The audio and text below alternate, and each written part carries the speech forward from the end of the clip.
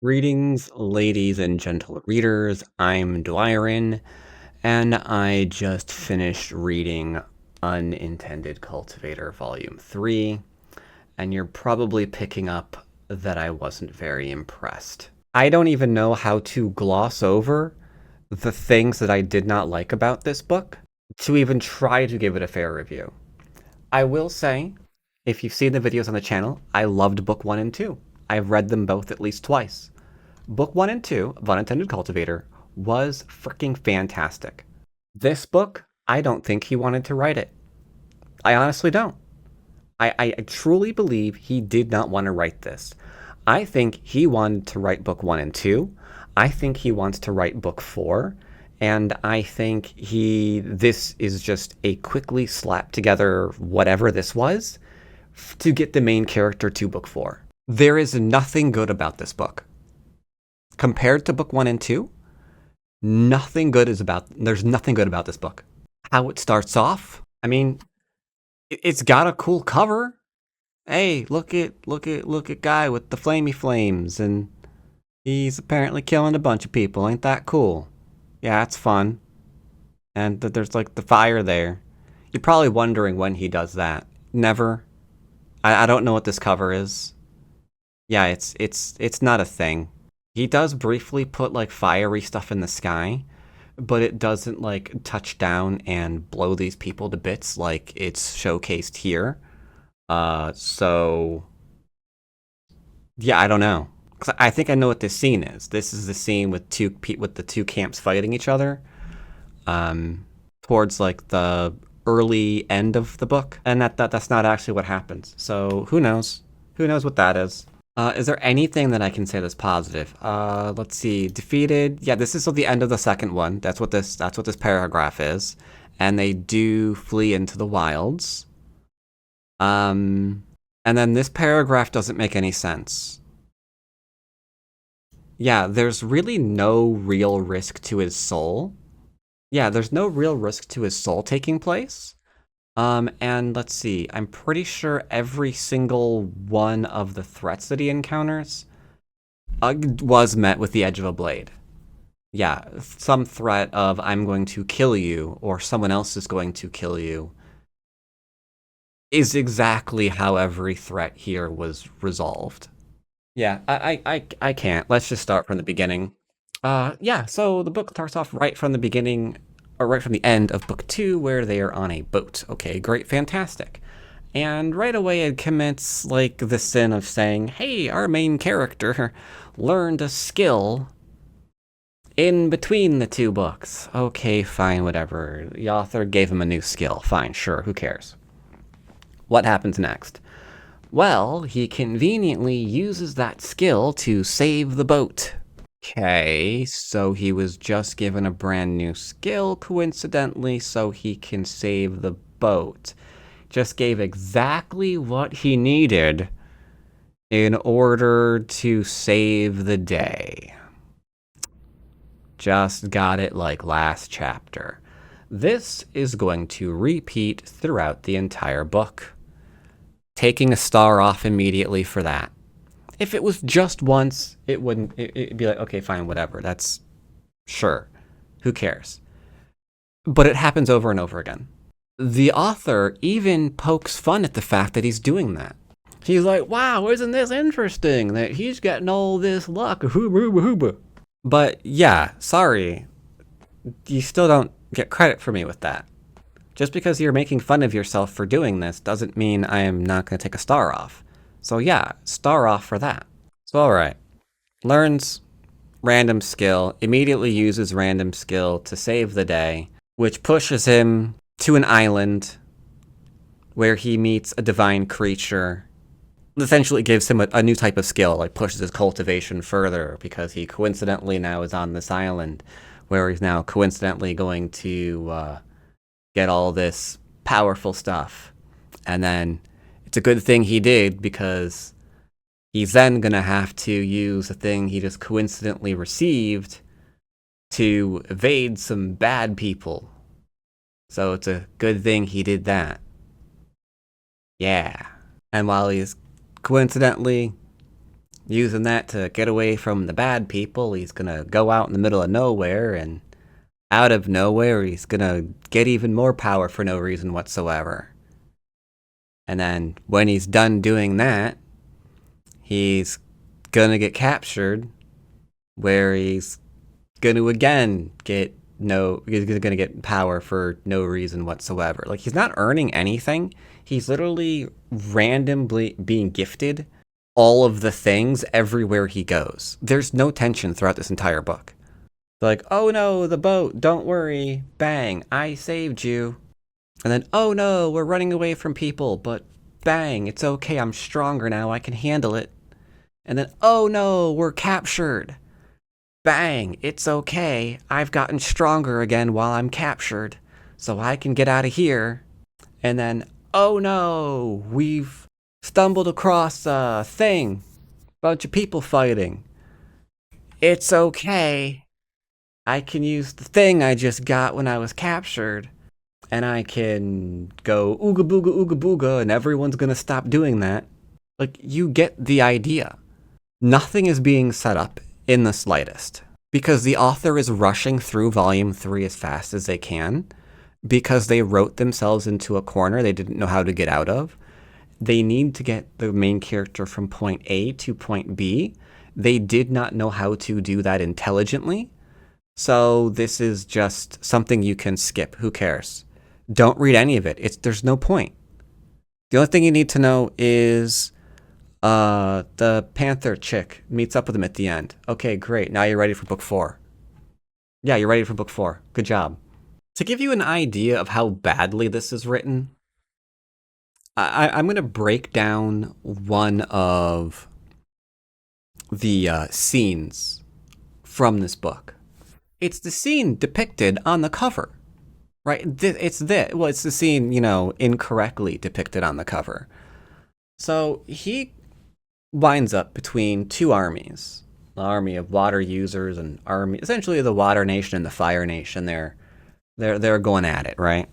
And some chick he's with brought him here so they can try to save her brother that she hasn't had contact with in 100 years. So you don't know if he's there. That's the first really, really big problem. You don't know if the person you're coming to a battle to try to, save, 1, you don't know if he needs saving. 2, you don't know if he's still alive. 3, if he's here, you don't know if he's even here at present at this battle. So what would you do? What would you do? It's a very, very simple thought experiment. After 100 years, you come to this area. You essentially know nothing about it. You know nothing about what's going on. What are you going to do? Well, you've got the character here that can now use darkness magic. You can go ahead and go around the army, sneak into the village. Why not? See what's going on. Get the lay of the land. Figure out, 1, if the brother is still alive and around, and what you want to do about it with that information. It takes 2 seconds of thought to actually come up with a reasonable plan of action to the situation that you found yourself in. No. Yeah, good old Eric here, he decided, again, he hates this. You cannot convince me that Eric likes this book. I do not think that he does. I think this is something he wrote as fast as he could to get to book 4. Because there's hints being dropped of what's going to happen in book 4, and I think he knew that while he was sitting down to write book 3. So he wanted to get from A to B as fast as possible, so he is just blazing through this one as quickly as he possibly can. Because, 2 minutes of thought comes up with a very rational idea of how to go forward, and Bob's your uncle, right? That's what you're going to do. Instead, they go directly into the middle of the opposing armies, because that made a lot of sense. And then they're going to randomly just kill the other side. Again, they don't know how this fight began, for all you know. The Fire Nation over here attacked first. You don't know that. You don't know if they had just massacred a bunch of children. You've got no comprehension of what's going on. right? But you're going to go ahead and start massacring a bunch of these water people because the person you're with lied to you about why they wanted to come here in the first place, and you're both too stupid to figure out how to intelligently go about and figure out what's really going on and, where the brother is, how the fight began, any of this sort of stuff. The thing is, all of that would require more planning. All of that would require more writing. And based from what we've seen in book 1 and book 2, these are things the author is 100% capable of doing. 100% capable of doing it. Unless he does not want to write this book. He's just trying to get to book 4. So yeah, they go into the battle and they start murdering a bunch of people. And we're supposed to be like, it's okay. The main character realizes this is a bad thing to do as well. And then he blames the other person for it. No, you blame yourself, you moron. You don't have to go into the middle of the battle and do anything. You don't have to kill anyone. If she's stupid enough to go in there and doesn't want to listen to you for, taking a more reasonable approach to this, that's on you.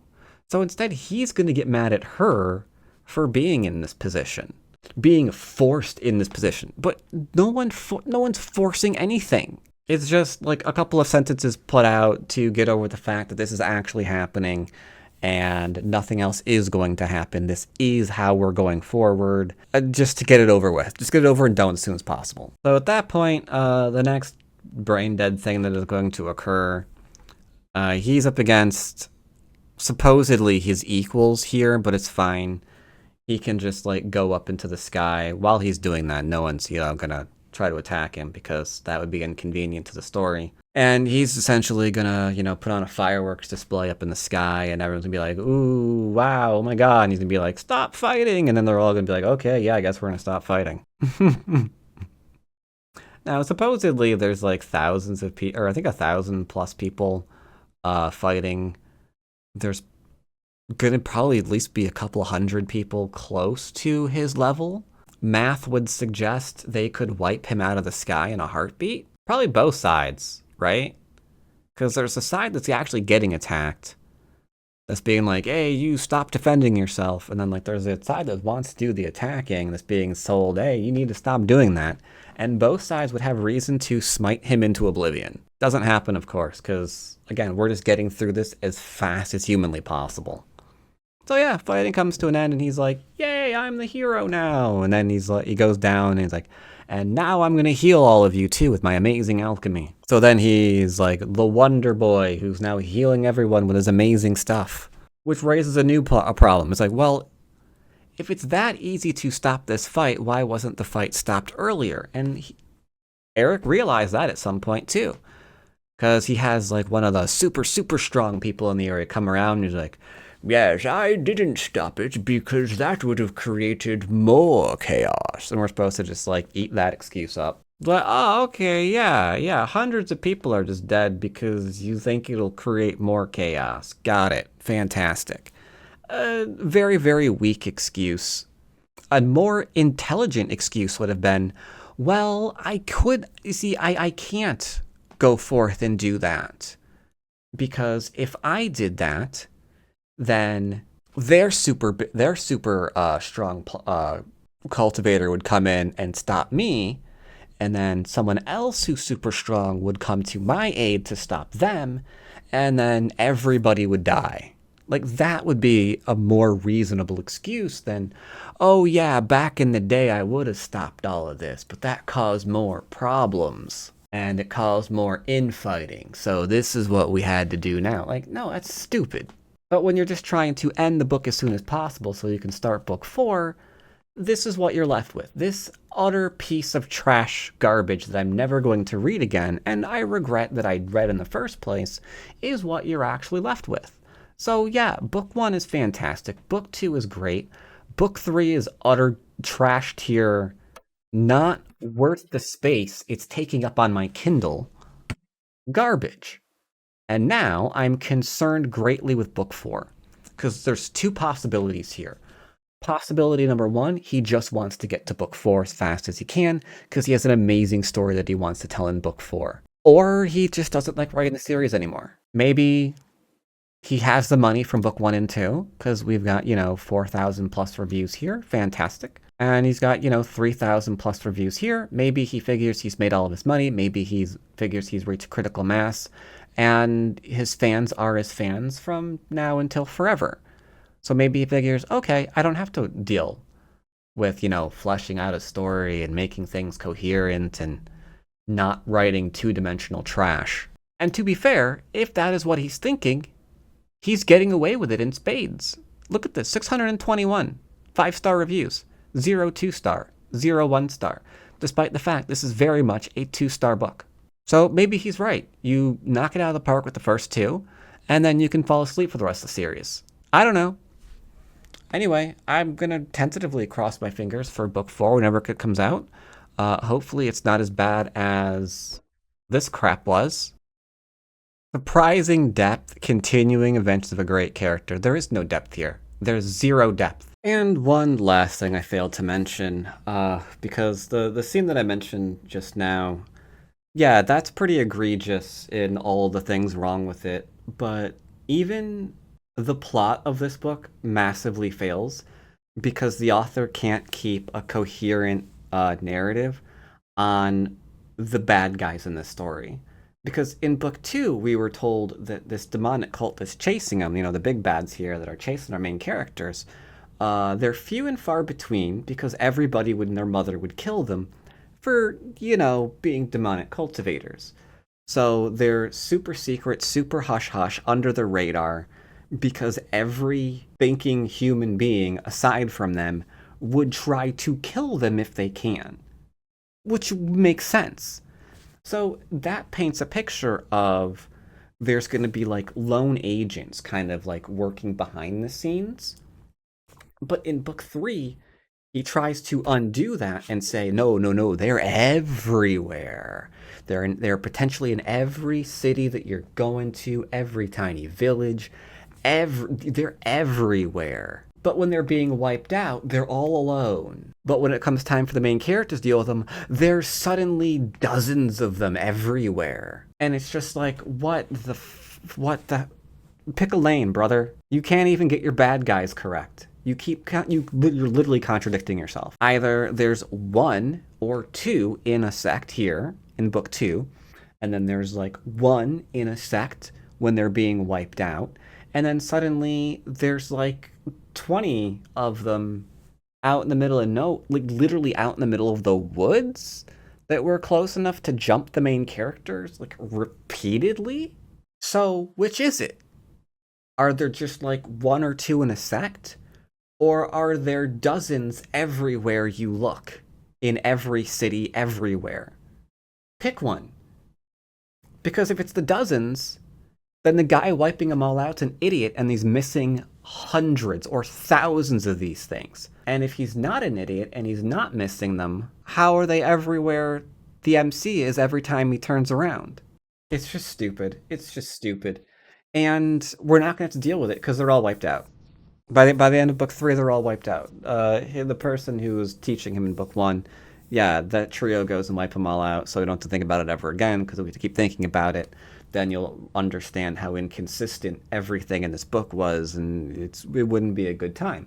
So yeah, don't worry. They're gone. They're dealt with. So freaking lazy. I don't know. Either way, I'm done with it. Here's hoping the other things that I picked to read this month are better than this.